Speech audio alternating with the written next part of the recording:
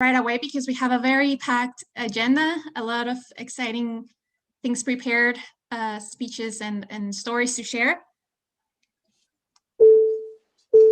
Thank you again for joining us and welcome to the second American-Mexican Association National Conference, The Age of Resilience.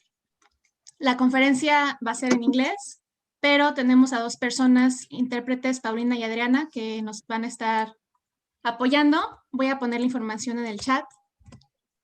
Es muy importante que habiliten la opción de subtítulos, closed captioning, en su pantalla para que puedan ver lo que ellas están escribiendo, por favor. Okay, so I'm going to start.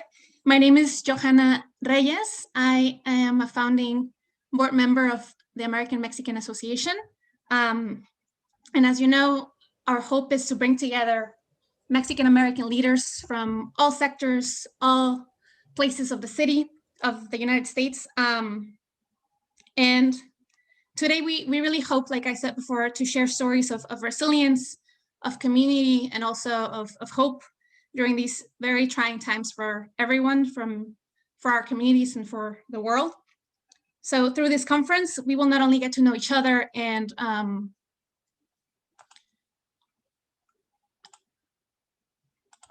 don't know, someone's sharing their screen.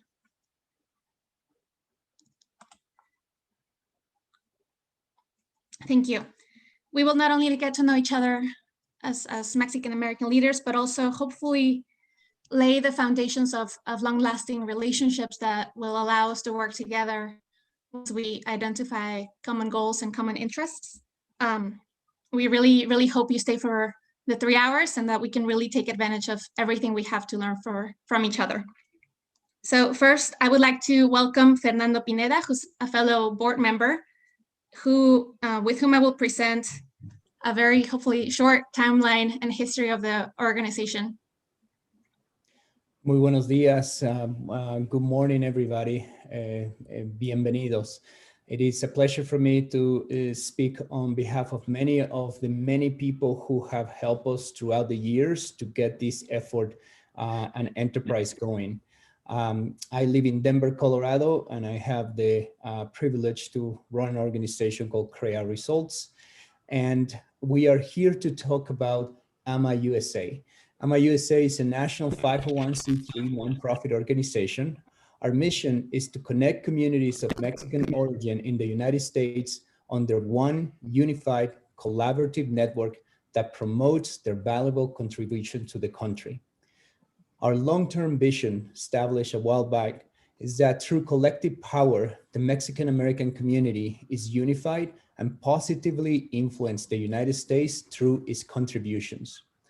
Through this, our hope is that our children, who are part of a community of over 37 million people of Mexican origin, will have the same social and political influence that other groups have, sometimes much more other groups here in the United States.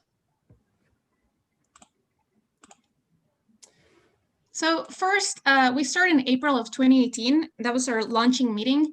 30 Mexican-American leaders from 13 cities in the US came together to really brainstorm what an organization of this type would be, what an umbrella organization would have to look like, how it would have to be organized.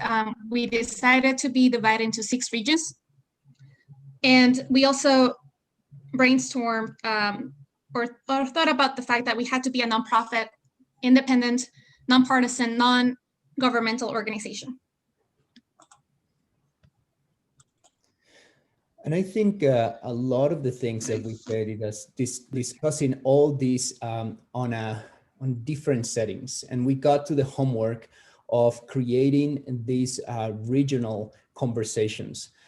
We actually held 6 regional meetings, 3 of those in places like DC, Philadelphia, San Francisco, to continue to gather input, to continue to gather our stories, and more importantly, to continue to generate this sense of community. As of today, we've grown from 30 committed, available individuals that got together into a meeting as of today, including this including over 450 people in 6 regions who have chosen to join us on this great effort. After these 6 regional meetings and 3 meetings that were also led by our members, we organized and registered the organization as a 501c3 in Texas in August of 2018. And then we held in Puebla, and several of you were there with me in September, a meeting for Mexican American women. And the purpose of this was to really ensure that our organization would prioritize gender equality in all of its aspects. Then we got to the homework of finding a way to meet together again. And a group of us, a very large group of us, create these working sessions to create this structure, scope, programming, the finances that they were key, and the membership key to establish these pillars of the organization. We got to the homework to create this trail of documentation that is available also that reports all the conclusions of the regional and the local meetings that we held throughout the year. We also start taking critical steps where, as we said, a group of volunteers decided to conform itself as an advisory board, so-called steering committee. All this still on a volunteer capacity as any other nonprofit that it gets to be. Then we went from January 2019 to a whole year. The steering committee embarked in a very unique and aggressive strategic planning period. With the support of a facilitator, we met virtually over 15 times, almost every 2 weeks or as needed. This nonprofit consultant guide us to this very exquisite and sometimes gruesome process to restructure the volunteer advisory board into a board of directors. In order to, again, start with a little bit of a request that many of you who are here with us today to continue to find ways to join us. So the steering committee decided to become a board of directors. We also write our organizational bylaws and finalize the mission and vision that we currently stand by. We also develop a 3-year strategic plan. So February last year, and immediately after, as you all know, we faced a very challenging pandemic. So we had to respond to the needs of the communities, to the needs of our members. We saw that a lot of people were sharing resources, asking for resources on the WhatsApp groups, email. So we started compiling them, as well as information in both English and Spanish. We also partner with Cadma Action, which is a platform to give and ask essential goods. We, as of today, have helped 292 families and are 8 families away from reaching our goal of 300 families. And of course, that's thanks to all of your support and donations. And we also organized several forums, debates, and discussions. The first one was a webinar by Dr. Sergio Aguilar Gaxiola from Sacramento on mental health. Then we had a forum on the Mexican president's visit to DC that was moderated by Gabriel España, who's in DC. And we also had a presentation and a discussion about China and its impact as a world power on the Mexico-US relationship and the Mexican-American community that was led by Felipe Colin, who's in San Francisco. And of course, we got to the time where we said that it is important that we have an executive director. And we identify, of course, not just the great need, but also the great opportunity to identify our leadership. And we were blessed to have one person that it has actually been one of the founding members, Robespierre Reyes. at which we carry our both same last names, but we're not related besides sharing the same mission. He make a run for claiming the opportunity to be our appointed interim executive director. And we're very thankful because within his leadership, we have, of course, got to where we are today. He will talk more about his work and the plans for the future in a few minutes. Our director, Robespierre, has led up to date with little or much support of some of us, the fundraising efforts. This is an ongoing effort since as of today, we're still far from reaching our fundraising goals. This is where I take the opportunity as your chair to make a very specific request that considering always to find a way to volunteer through your time and also with our fundraising efforts. We cannot do this without your help. So any ideas for funding or for collaboration by yourself or connecting us with partnering organization and businesses, as always, is not only appreciated, but is very needed. Today, we are privileged to be all together after this amazing pandemic on our second national conference that will allow us to create a space for the Mexican American community in the United States to discuss factors of resiliency and useful resources by sharing success stories and, more importantly, strategies to strengthen our community.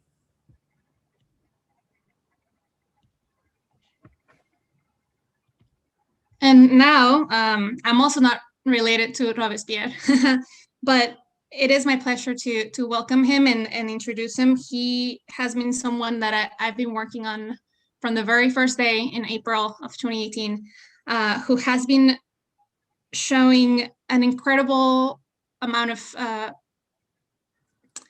support and commitment to this organization. He is also an entrepreneur. He is a community leader. He mentors youth throughout the San Francisco Bay Area, and we are incredibly appreciative that he stepped up to be our executive director. Thank you, Johanna. Thank you, Fernando. And thank you, everyone who got connected today on a Saturday day. I know it's a weekend, but thank you all. I don't want to take more of your time. I think we are a little bit behind schedule, but I would like to set first.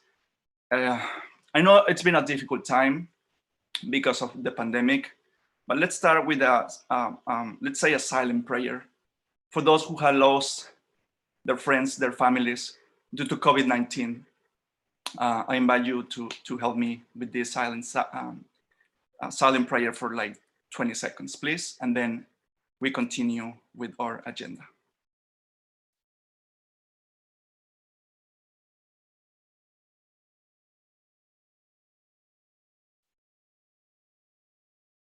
Thank you. When we started planning this event, we came with the resilience topic idea right away because of the current situation we all are facing right now.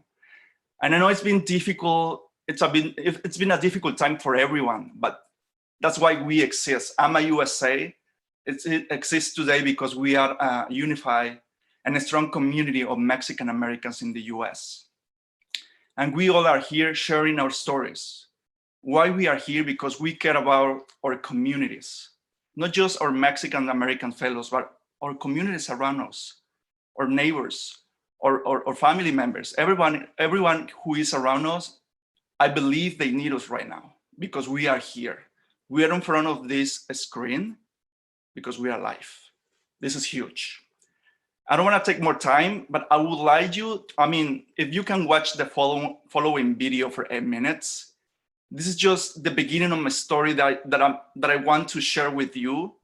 And I'm sure it has to be with resilience, because this is how I'm tackling this issue with my community here in the San Francisco Bay Area. Johanna, please.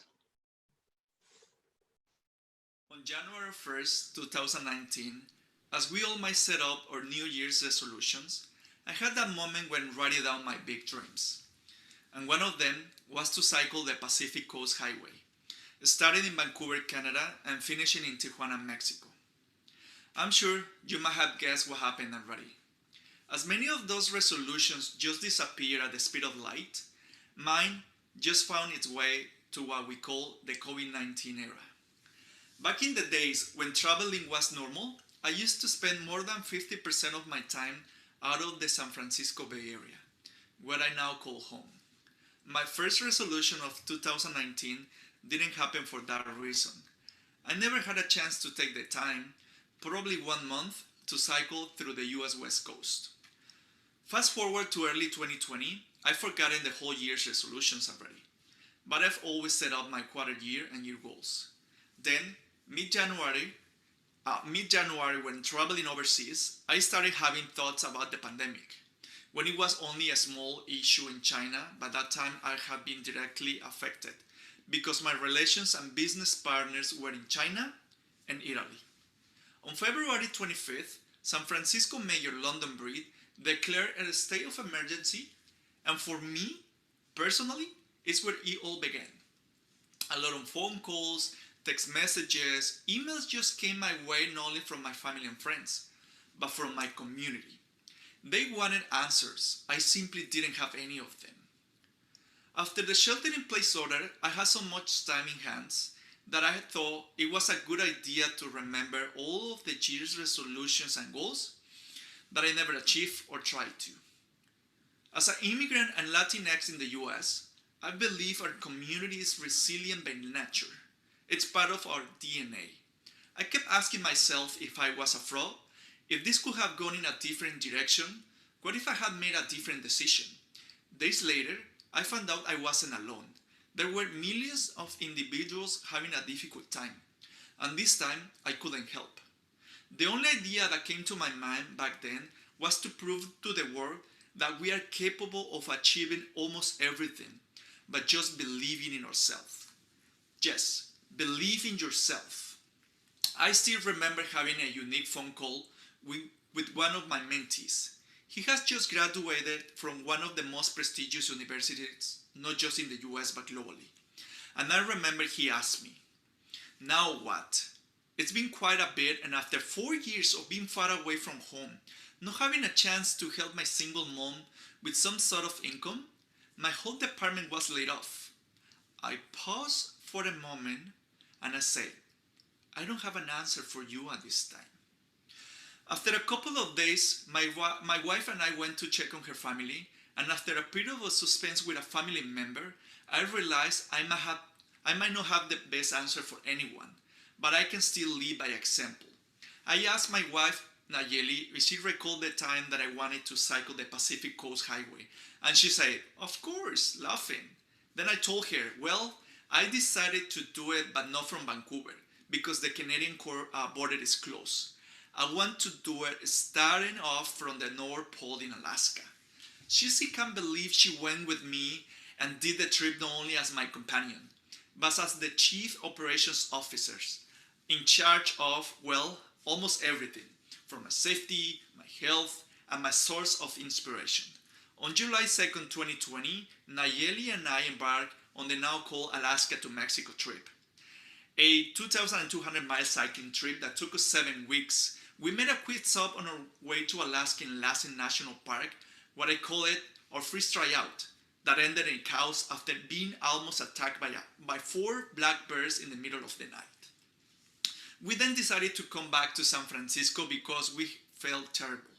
We spent a couple of days thinking about our incident and just making excuses about not even trying my cycling trip. I set up my mind, repacked all my gear, and finally we headed to Alaska. Day 1 in Alaska, Nayeli and I didn't have any expectations about Alaska. We thought we were ready for everything. I thought if we have already slept in the Sahara Desert, been on a remote island, walked for 5 hours in Chicago during the winter time, had the opportunity to live the full experience of San Francisco, and of course, slept with bears, cycling in Alaska wouldn't be different. I almost forgot I was in the same country. Every mile I cycled was amazing, I felt like a kid on his first trip to Disneyland. Mother Nature really helped me achieve my first goal, 500 miles from North Pole to Seward, Alaska. Every angle of my journey was like a dream. It pushed me to see more and more as I continued cycling despite the weather conditions and my training. I held a bear spray my whole trip in Alaska, hoping that it was just a bear and not a moose, and not get a flat tire when caribous crossed my way. After a week, I started seeing American eagles as I was approaching to the Resurrection Bay, a good spot for whale watching, especially orcas. My trip ended not just excited about my first achievement, but with a new challenge before we headed to Washington State. Yes, another challenge. We hiked and witnessed what the global warming is causing in a glacier. As I mentioned before, I couldn't continue my journey throughout the Canada because it still remains closed. We then skipped that part of our trip and we somehow managed to get to Port Los Angeles, Washington, the northern point on the west coast where I resumed my cycling trip. Cycling around Olympic National Park, here is what I call the real action. Cycling and sharing the road with big trucks should be a new sport. You are not only focused on your bike, you are always alert. What I experienced was one of the best lessons I ever had. It was a sunny and clear day, my second day cycling in Washington State. There, when you go uphill, you get to experience a foot therapy. You are the only one who is telling your mind that you can go further. I was there on a hilly and narrow two-way road with no shoulder. Suddenly, when I was approaching a curve, I heard a big truck coming behind me. Since there wasn't a shoulder for me to make a space, I thought he might just wait after the curve. 3 seconds passed and he was right on my left shoulder passing when I saw another truck coming in front of us. I had no choice but to keep cycling and holding still for 5 seconds. 5 seconds that changed my whole life. The truck finally passed me and I just slowly stopped and looked around for more vehicles. On my right side was just a huge rock that couldn't help me. I was shaking and my heartbeat started going crazy.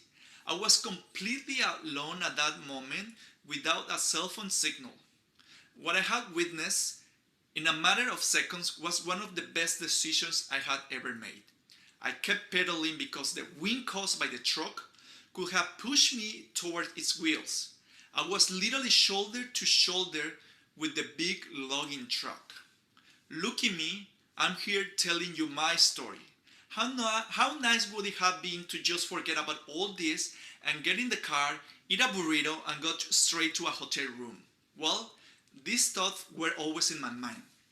But I said, let's cycle 10 more miles and then another 10 and repeat until I started meeting people and cyclists on my way down to Tijuana, and they were impressed by my challenge that I faced down the road. Well, that was just the short version of my story, my cycling story from North Pole, Alaska to Tijuana. And I just wanted to point out that part of my trip, what happened in Washington State. That was the first time that I almost got killed because there were more times in my way down to Tijuana. But my story is just the beginning of what resilience means. I learned that the more dangerous demons you face are the fear, the negativity inside you that tell you you are not good enough. You won't get to Tijuana. You haven't trained enough. And I say what can I tell you right now? It's just one thing that I told myself every single mile: believe in yourself. As of today, I have a better answer for my community and mentees regarding the current situation, meaning the pandemic. It's my story. It's an overcome challenge that showcases the power of our minds. And I hope I can share more of this with you all in the near future with another webinar, with more conferences, or probably you can always chat with me over the phone and I can share more of my experience cycling from the North Pole, Alaska to Tijuana, Mexico.